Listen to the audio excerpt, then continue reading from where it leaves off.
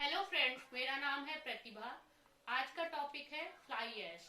मैं आपका time waste ना करते हुए अपने टॉपिक की तरफ बढ़ती हूँ। फ्लाई ऐश, जिसे हिंदी में बोलते हैं उड़ती हुई धूल या राख। जब इंडस्ट्री से जितने भी धूल निकलते हैं, कण निकलते हैं, अब कुछ कणस को हम क्या बोलते हैं? Fly ash. अब हम ये जानेंगे कि क्वेश्चंस के माध्यम से कि इसके बारे में पढ़ने की कोशिश करेंगे कि ये क्या होती है, इसकी एडवांटेज क्या है, डिसएडवांटेज क्या है, ये कितने तरीके के होते हैं, ये हम कहाँ से प्राप्त कर सकते हैं, और इसका जो है कॉस्ट कितना आता है, और ये हमारे लिए इको फ्रेंडली है कि नहीं। जैसा कि हम जानते हैं कि जो भी वस्तु, जो भी चीज हम बनाते हैं, उससे पहले हम कौन सा मानक देखते हैं? Eco friendly. ये बहुत ही ज्यादा महत्वपूर्ण है। इको फ्रेंडली मतलब इन्वायरमेंट फ्रेंडली। तो आइए देखते हैं, हमारा पहला क्वेश्चन है what is fly ash. Fly ash क्या होता है? How many types of fly ash, fly ash कितने तरीके के होते हैं? Advantage of fly ash, fly ash के क्या एडवांटेज है, डिसएडवांटेज, और हम इसे कैसे जो है प्राप्त कर सकते हैं, इसका कॉस्ट क्या है, इसके बारे में हम जानेंगे। तो आइए हम पहला क्वेश्चन देखते हैं।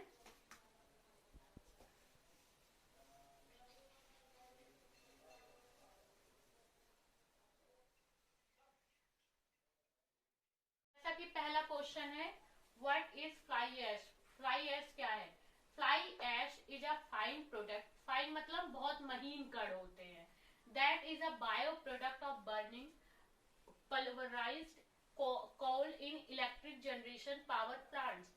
मतलब कि इलेक्ट्रिक जनरेशन जितने भी पावर प्लांट्स बनते हैं, कि जैसे कि इंडस्ट्री में जितने भी आप उद्योग देखते होंगे, तो उनमें से जो फाइन प्रोडक्ट मतलब उस जलाने में, ज्वलन में आपको लगता होगा धूल में छोटे छोटे कण जो उड़ते हैं, वो क्या कहलाते हैं? Fly ash. और ये क्या, किसके जलने पे होता है? कोल। कोल को किसके माध्यम में जलाते हैं? Generation of power plants. इसके अंदर क्या क्या होता है? एल्यूमिनियस और सिलिशियस मटेरियल जो है इसमें प्रेजेंट होते हैं। ये दोनों प्रेजेंट होके किसका फॉर्म करते हैं? सीमेंट का। In the presence of water, water के प्रेजेंस में क्या करते हैं? ये सीमेंट्स का निर्माण करते हैं। तो फ्लाई ऐश क्या होता है? मतलब आप ये जानिए कि उद्योग होता है, उद्योग में जब महीन कण जो उड़ते रहते हैं, उन महीन कणों को एकत्रित करके यहाँ पे उद्योग में स्थापित किया जाता है। उन महीन कण को एकत्रित करके बहुत सारी चीजें बनाई जाती हैं, जैसे कि मैं आपको आगे बताऊंगी। अब हमारा दूसरे क्वेश्चन की तरफ बढ़ते हैं। जैसा कि पहला क्वेश्चन है what is fly ash. Fly ash क्या है? Fly ash is a fine product. Fine मतलब बहुत महीन कण होते हैं। That is a bio product of burning pulverised coal in electric generation power plants.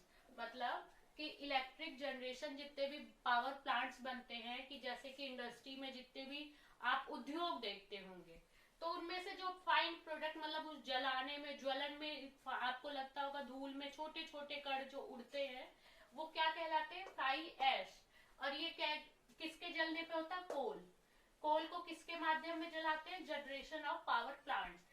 इसके अंदर क्या क्या होता है? एल्यूमिनियस और सिलिशियस मटेरियल जो है इसमें प्रेजेंट होते हैं। ये दोनों प्रेजेंट होके किसका फॉर्म करते हैं? सीमेंट का। In the presence of water, water के प्रेजेंस में क्या करते हैं? ये सीमेंट्स का निर्माण करते हैं। तो फ्लाई ऐश क्या होता है? मतलब आप ये जानिए कि उद्योग होता है, उद्योग में जब महीन कण जो उड़ते रहते हैं, उन महीन कणों को एकत्रित करके यहाँ पे उद्योग में स्थापित किया जाता है। उन महीन कण को एकत्रित करके बहुत सारी चीजें बनाई जाती हैं, जैसे कि मैं आपको आगे बताऊंगी। अब हमारा दूसरे क्वेश्चन की तरफ बढ़ते हैं। जो है कैल्शियम पाया जाता है। कैसा कैल्शियम पाया जाता है? लो। और जो है इसमें कार्बन कंटेंट कैसे पाए जाते हैं? 5% से कम पाए जाते हैं। अगर मान लो बहुत ज्यादा भी पाए जाएंगे तो कितने पाए जाएंगे? 10%। इससे ज्यादा नहीं पाए जाते। अब देखेंगे हम क्लास सी। क्लास सी के बारे में पढ़ेंगे। इसमें हाइयर क्या पाया जाएगा? आपका कैल्शियम ऑक्साइड। इसमें कैल्शियम ऑक्साइड क्या है? हाइयर मात्रा में पाया जाता है। फिर है कार्बन कंटेंट, जो है ये कितना लेस, मतलब कितना कम से कम, इसमें कितना प्राप्त होता है आपको? 2%।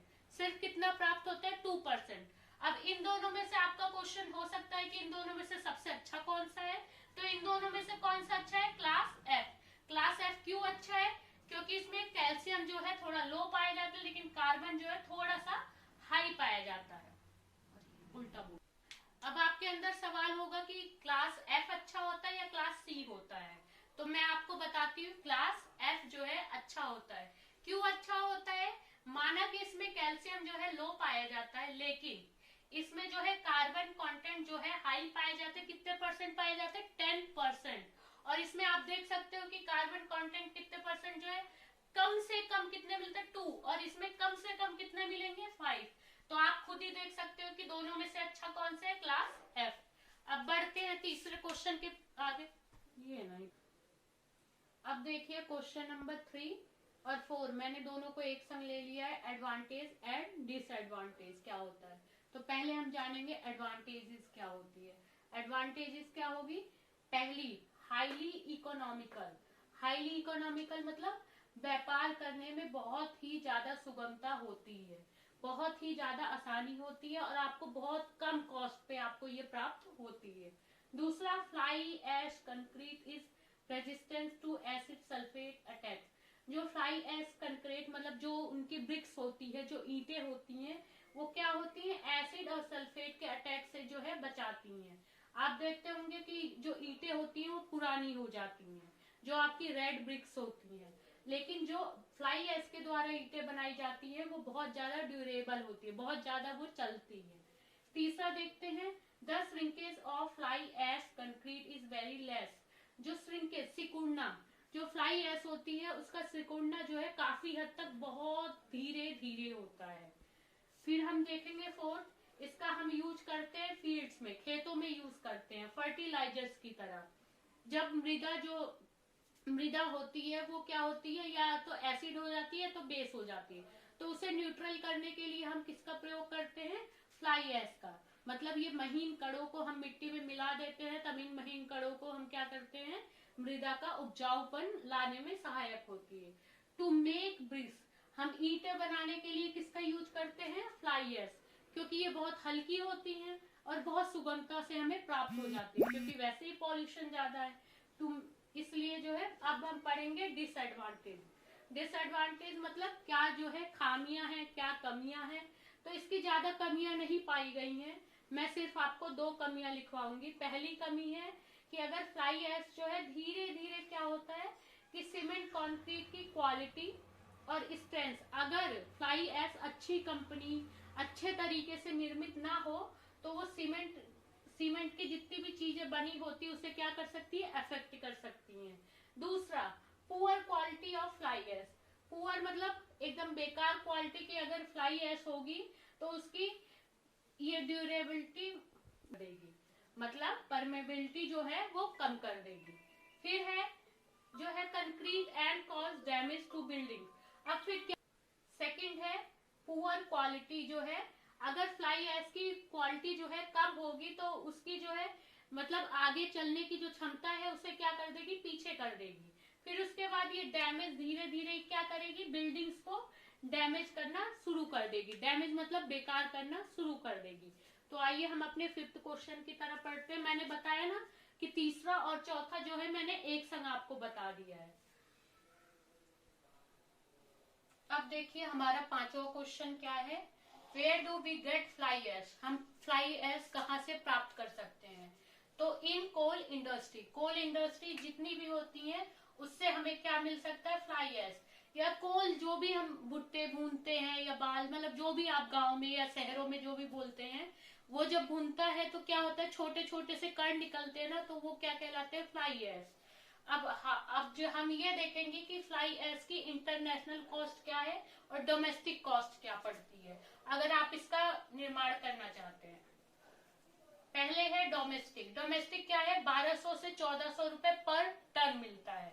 मतलब आपको 1 टन खरीदना हो तो आपको मात्र और मात्र इतने पैसे देने पड़ेंगे।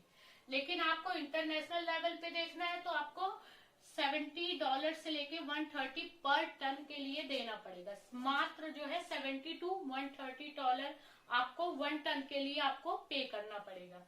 तो आइए हम लास्ट क्वेश्चन अब देखते हैं। अब देखिए लास्ट क्वेश्चन है क्वेश्चन नंबर 6। वैसे मैंने जो दिखाया उसमें क्वेश्चन नंबर 7 है, is fly ash eco friendly? क्या ये इको फ्रेंडली है, पर्यावरण के लिए फ्लाई ऐश अच्छी है कि नहीं है? कुछ टाइम्स के लिए देखेंगे 80% ये क्या है, इको फ्रेंडली, क्योंकि ये क्या करती है, कार्बन को जो है रिड्यूस करती है। जितने भी कार्बन इमिशन होते हैं, बाहर निकलते हैं, निष्कासित होते हैं, उसे ये क्या करती है, कम करती है। और सबसे ज्यादा ये रिसाइकल हो सकती है, इसका पुनर्चक्रण हो सकता है, रीयूज, रिड्यूस, ये क्या है 3 पार्ट्स में ये डिवाइड करके इसे रिसाइकल किया जा सकता है। लेकिन कभी कभी ये जो है पॉल्यूशन भी फैलाती है, तो इसे गवर्नमेंट की पॉलिसीज के द्वारा इसे कंट्रोल किया जा सकता है। तो आज का टॉपिक आप सबको कैसा लगा, आप मुझे बताइएगा। अगर आपको कोई भी दिक्कत होगी इस टॉपिक में, आप मुझे कमेंट करिए, मैं आपको जो है अच्छे से अच्छे तरीके से समझाने की कोशिश करूंगी। धन्यवाद।